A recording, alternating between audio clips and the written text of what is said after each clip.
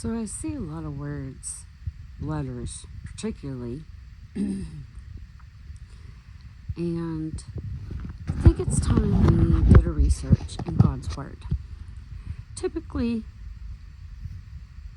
Aeth, and it's Strong's 5857. It's also I and Eath, and I found that in Isaiah 10:28. But the word origin in right next door in Hebrews 58:56, it's a yod, and then there's the Y. The heap of ruins is what this is called. In Jeremiah 49:3 extends the name Ai beyond Benjamin into the territory of Ammon. Whale has spawned, for Ai is destroyed. The oracle turns Ai into a symbol of divine wrath against prideful nations, reinforcing the principle that no fortress stands when the Lord decrees its fall. Nothing can stop what God ordains, because they pass the plumb line.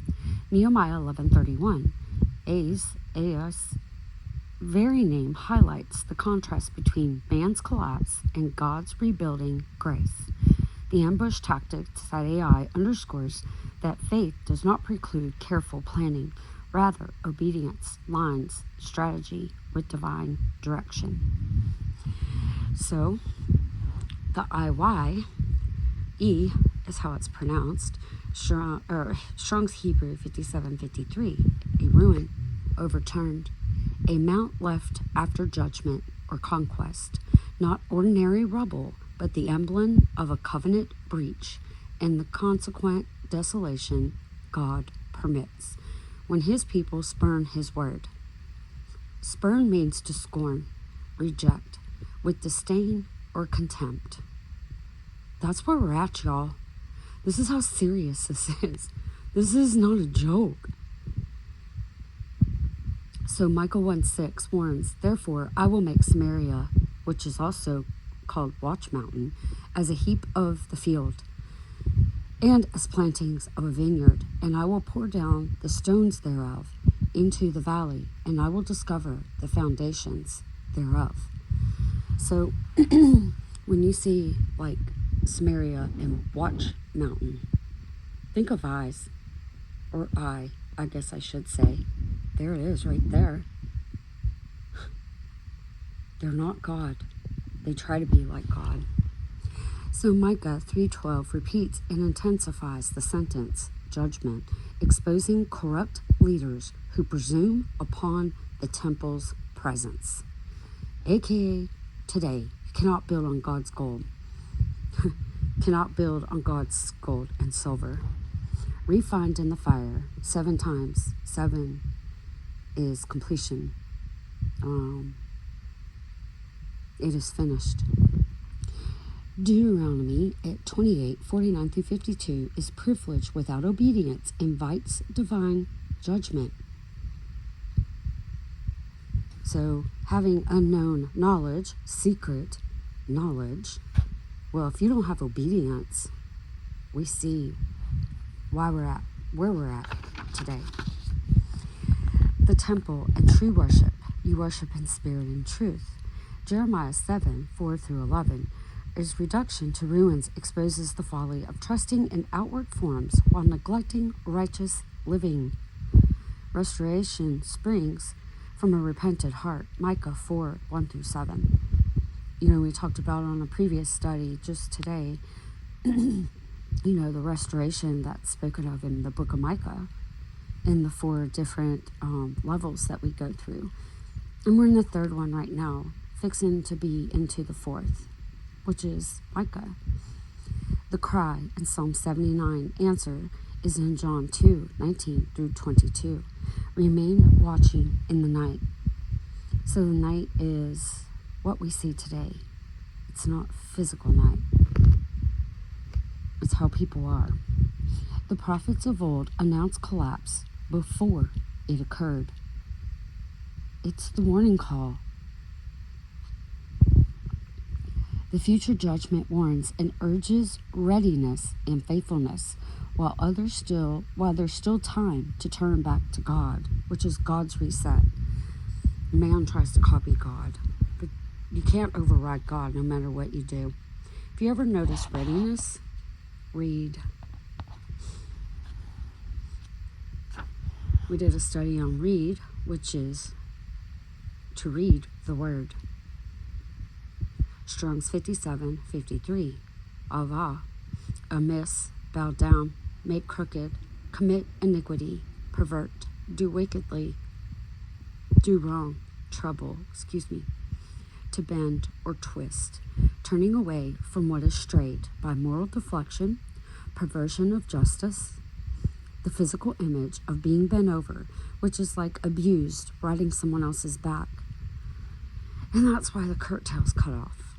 So there's 17 occurrences, and it exposes sin, rejection of God.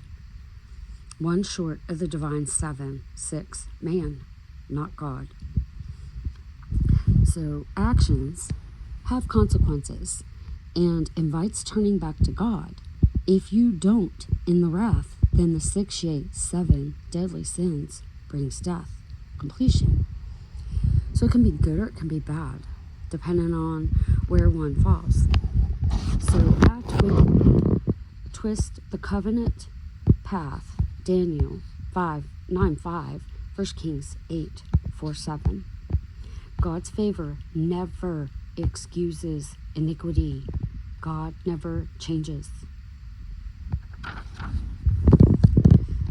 So God's court, Esther 1:6, shows through politically motivated, the charge reflects how deviation at the top threatens social stability, a reoccurring biblical principle. Stop following. You can see how society is right now. Things happen pretty much instantly now. So when there's deviation at the top, our social stability being unstable is because of man doing it for their own selfish gain, and why God has to intervene, because the old one came back around again to prove no man, no kingdom of the world can do what God can. And the pathway to restoration brings naming the reoccurrent triad: sin, wrong, wickedness, magnifies mercy by first naming guilt. God is attentive to their plea when it comes from the heart, to be given a heart of flesh, to feel again. And 2 Chronicles 6:37, Ezekiel 36:26, the law of love on the heart. So there's 2 tables of sacrifice, the 2 calves, the 2 idols, and in 1 Kings, I have 2 Kings 17:10, and then 1 Kings 11-12 chapter. And it talks about in Bethel, and Bethel is house of bread. So you have an idol, and then you have your left and your right. It's like a bird and 2 wings. Well, that bird has the same 2 wings go to the same bird. Every coin has 2 sides. Divided kingdom, the people will contend. The sin of Jeroboam equals idolatry and overthrowing God's ordinances for worship in spirit and in truth.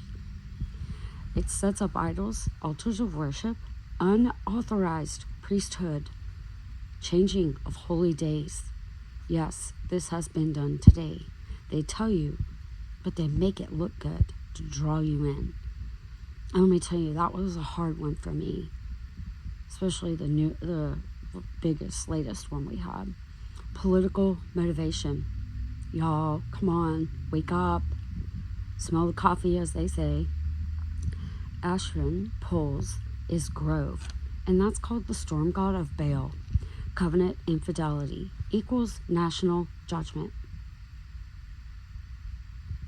God does not change. He demands exclusive worship. And that is why we are at where we are today. And that was all of that. But, with everything that's gone on today, And words not being what you think, that word is throughout the Bible in the Old Testament, particularly the book of Joshua. But it's threaded, Nehemiah, Jeremiah, IAH, we did that study. But, we're waiting for the promised land that's spoken of in Micah. And, the trumpets have been sounding. The horns of the unicorns have been pleading to return back to obedience because the Father is willing none to be destroyed. Just turn back to Him. Come on now. You've read the prodigal son. Moral and spiritual bankruptcy. It's a debt you can't pay. But there's one that did pay it. Now it's time for them to make a choice. Because God's willing none should perish, but come to the love of the truth.